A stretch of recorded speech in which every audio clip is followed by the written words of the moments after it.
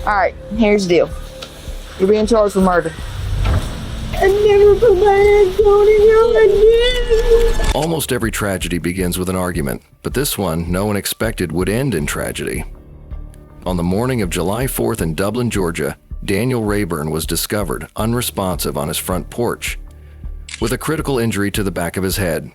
And from there, this criminal documentary unfolds a story of twisted love, revenge, and lies hidden for too long. Detectives confront Nicole Woodard, 37 years old. 2 days earlier, her husband Daniel Rayburn, 40 years old, was found unresponsive outside his home. First responders find a male on a front lawn, extensive bruising, insects on face, clear trauma to the back of the head. The scene suggested he'd been unresponsive for hours. At first, detectives suspected a possible burglary that had escalated, but that early theory would soon fall apart. As the investigation dragged on for weeks, a toxic relationship and a dark conspiracy began to emerge, with Nicole at the center of it all. Whose DNA is going to be on that gun? Now's the time you need to tell me, because there's not going to be another opportunity. On the morning of July 4 in Dublin, Georgia, a motorcyclist spotted an unconscious man in his front yard and called 911. When the rescue team arrived, one look was enough to tell them there was nothing more they could do. How y'all doing? The blood come across his arm right there. He's laying like somebody, he was attacked or shot or something. Officers described blood along the victim's arm and clear evidence of trauma. Bruising covered much of his skin, insects had already begun to appear, and a gunshot wound was visible at the back of his head. His body was stiff. He had been unresponsive for several hours. Police concluded instantly that this was a criminal case. Every clue at the scene pointed in the same direction. This was a deliberate act. The police now had to answer two big questions. Who was this man and what made him a target? And the investigation fortunately yielded quick results. Do we even know his? We don't know his name, do we? Yeah, we ran it. That's as far as that. Okay. We haven't positively identified him. 26 radio. Off that 28 that was ran at this location. Who would come back to? 26 that come back to a Daniel Rayburn. That one. It has Eagles Mobile Park address. Tag check ties the scene to Daniel Rayburn, a 40-year-old local resident and father. With his identity confirmed, officers turned to nearby neighbors for information. 26 radio 09 cleared. I'm so sorry. Have y'all been home all day? All day. Been to the grocery store. Have y'all heard anything over there? No. Like today? Does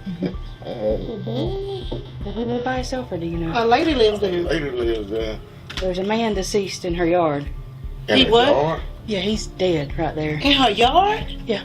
Oh my. Is he black? Daughter said she heard somebody arguing Last night. Last night. He said, who you calling? Call me another one. And she said, Mama, it wasn't firecrackers. She said it was a gun. Come here. You see his body? Oh, talking about right here near the pool. Oh my God. Yeah. Oh wow. This So- lady lives there with him. I mean, she can't. That's the same lady that came. She said her name is Nicole. Nicole? Yeah. Is she younger, older, or? She's younger than us. So I'm 43, so she might be in her early 30s. Right. Early to mid 30s. Oh my God. Who found him? Some passerbys just come by. He's been there for a while. I got you on scene. Neighbor across the road heard some arguments over here, and about 1 a.m. heard one shot. There's supposed to be a female that resides here by the name of Nicole. White female. You know. To see if she's inside. Yes. We'll knock on the door and then see if it's unlocked. We can stick and we do a welfare check. Neighbors told police they had heard a heated argument the previous night, followed by a single sharp sound, possibly a loud pop around 1 a.m. They identified the woman living with Daniel as Nicole, describing her as being in her 30s. The neighbors were shocked to learn that Daniel's body had been found just a few feet from his front door. One neighbor said her daughter initially mistook the noise for fireworks. Officers noted that Nicole's name kept surfacing, even though no one had seen her since the argument. They decided to check inside the house for anyone else who might be injured. Police knocked and announced themselves before entering for a welfare search. They didn't yet know who Nicole truly was, but her absence stood out. What they would uncover inside the house would soon shift the entire direction of the investigation. There's the door locked. Unlocked. All units radio is 10-3. Police department. Police department. Police department.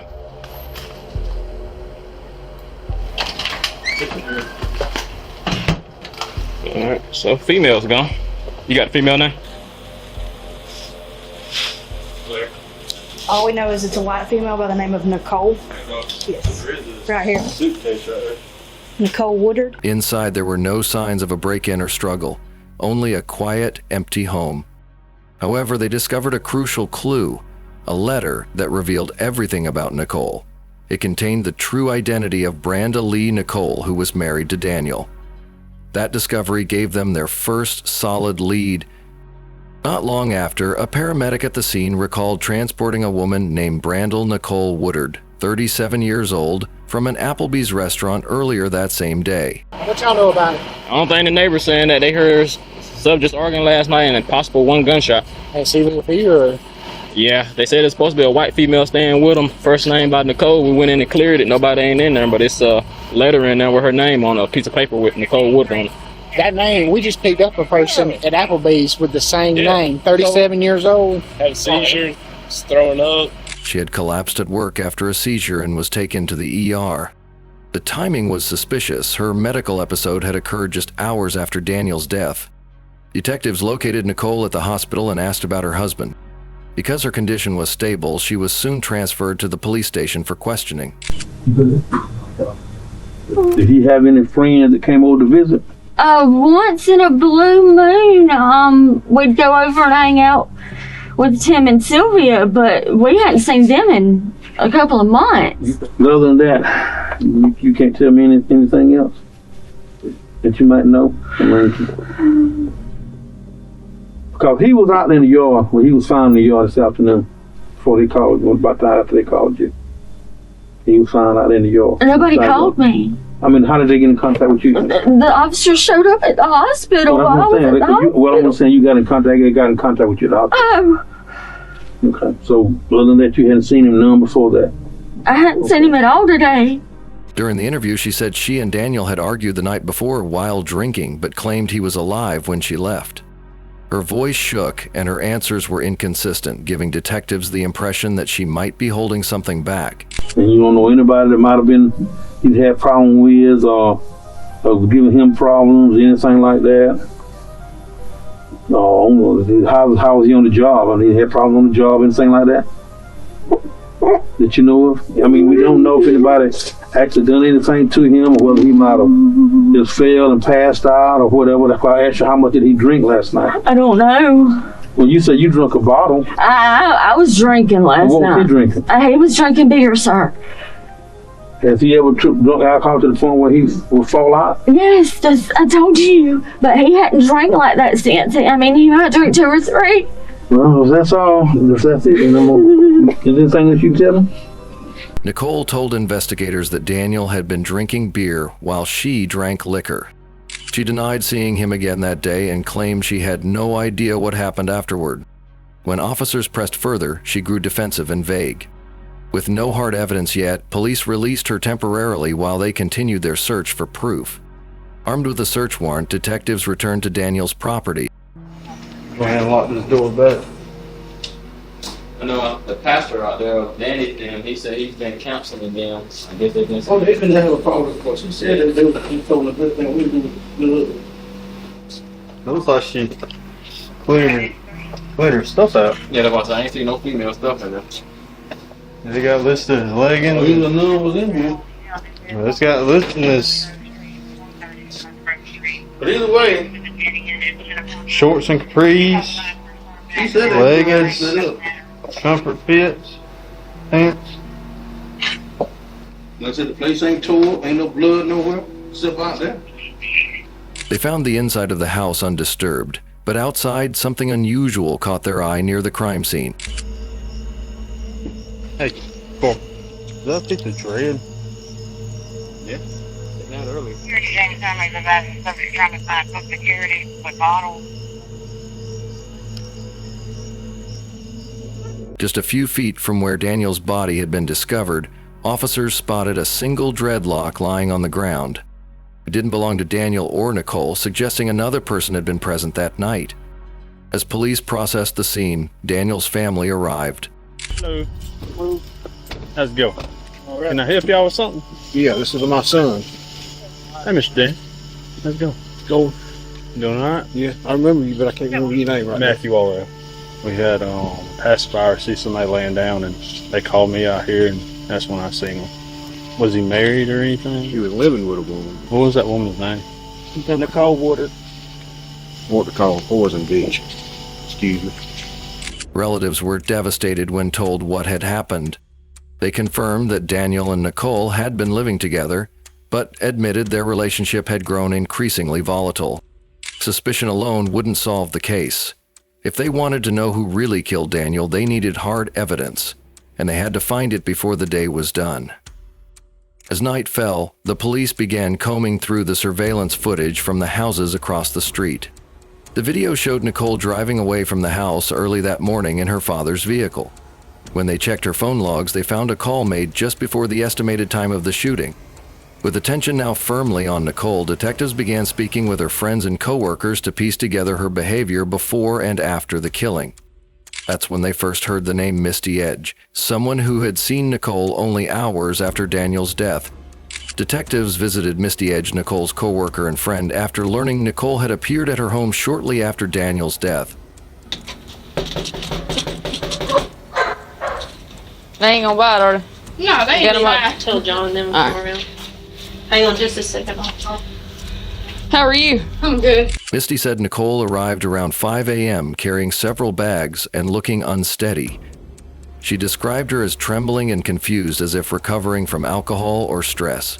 Nicole claimed the front door at home had been open, the car still running, and that she had fallen asleep on Misty's couch. Misty told officers she felt Nicole was concealing something important.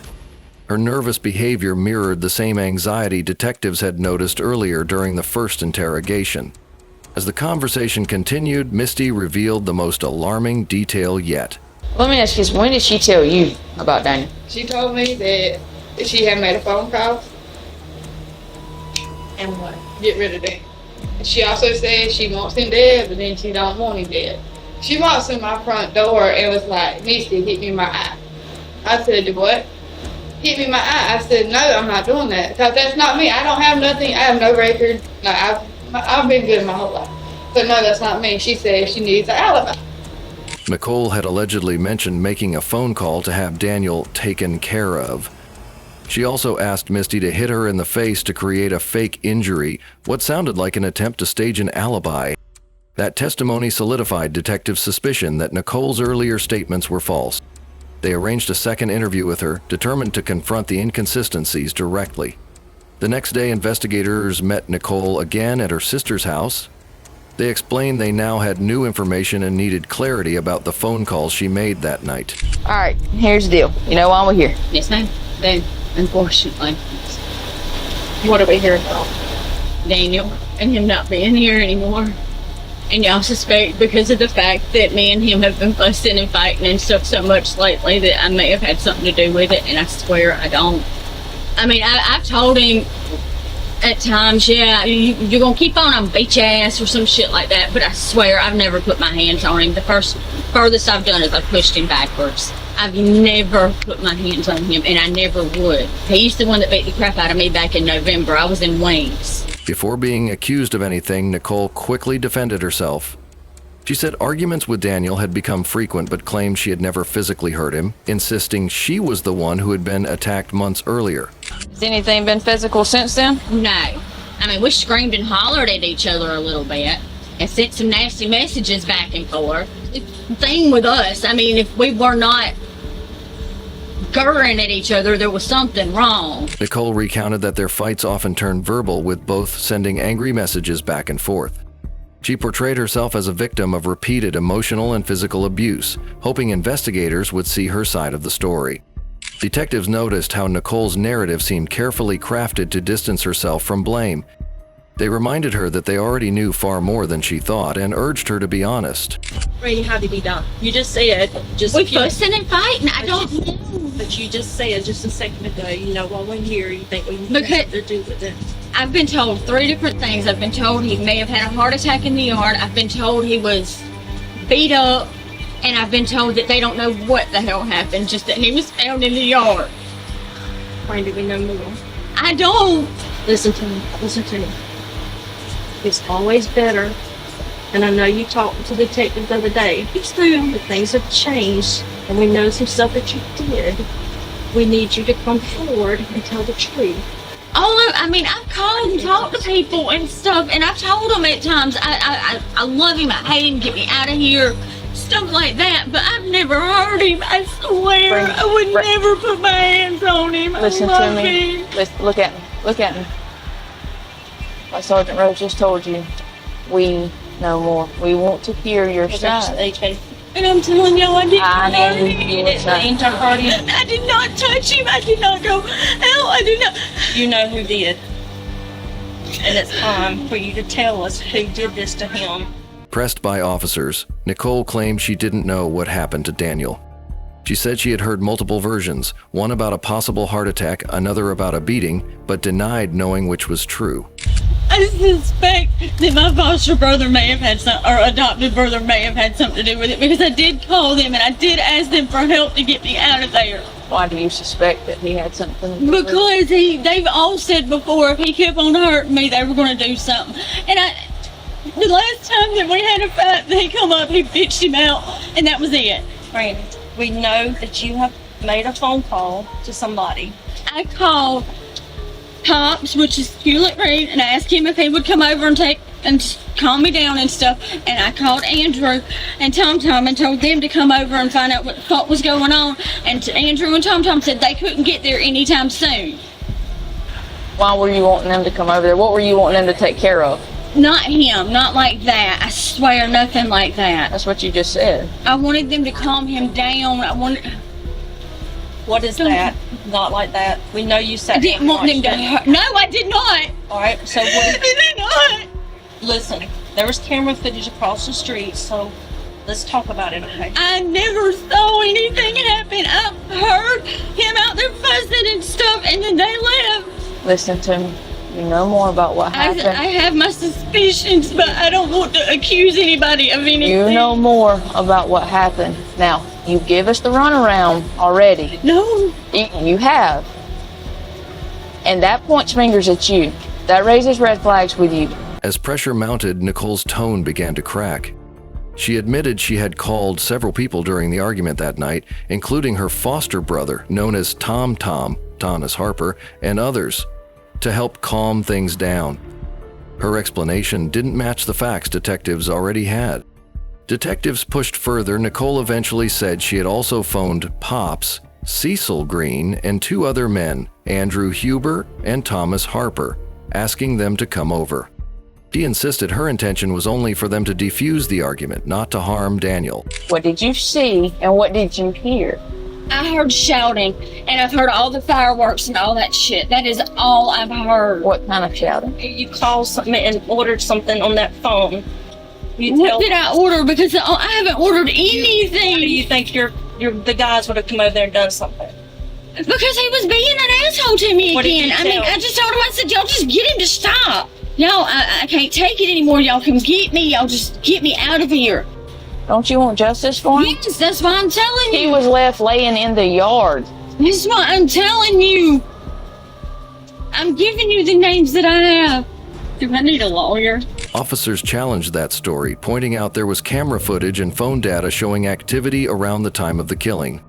Nicole stuck to her claim that she merely wanted help, not violence. When asked what she had heard outside, Nicole said there was shouting mixed with fireworks that night. She denied ordering anyone to do harm, even as investigators suggested her phone records showed otherwise. Detectives kept pressing, asking why her calls had been made just minutes before the gunshot. Nicole replied that she was desperate and scared, telling the men to just get him to stop. Moments later, she asked if she needed a lawyer. Detectives continued their questioning. Under growing pressure, Nicole finally admitted that she had called the men and told them to scare him or rough him up. She claimed she never imagined it would go that far and insisted she didn't realize Daniel had been shot. Officers placed her under arrest. Through tears, Nicole said she thought the men had only roughened Daniel up. She admitted hearing noise outside afterward, but never went to check. Her confession confirmed she had set the plan in motion, even if she hadn't pulled the trigger herself. Detectives now had enough evidence to proceed. I called them and told them to come beat his ass. I was f***ing tired of the bullshit. But I didn't think that they would do it. They've never done it before. And then I was scared. And I didn't know that he was dead. I swear to God, I did not know that he was dead. I did not. I thought that maybe they just rubbed him up a little. Breathe. Maybe they just rubbed him up a little bit and they'd come in a little while. That's why I stayed in the house. I figured he would come in and he'd be like, yeah, your brother's gonna be. I'm sorry. I'm sorry, I didn't mean to lie, but I was scared. And they had already told me before that if they beat him up, they got told on I was in trouble. But like I said, they never did it before, and I've told him multiple times, y'all just come beat his ass. I'm tired of it, and nobody ever did. The only thing that's ever happened was I ended up calling the cops. Did you go out and check on him and make sure he was all right? No, I did not. Did you see him out in the yard? I did not. You're almost there. You got about 10-15% that you're not telling us of what happened after the fact. No, I don't. You got 1 or 2 more? I promise I don't. None that I know of. Just sit there and think about it.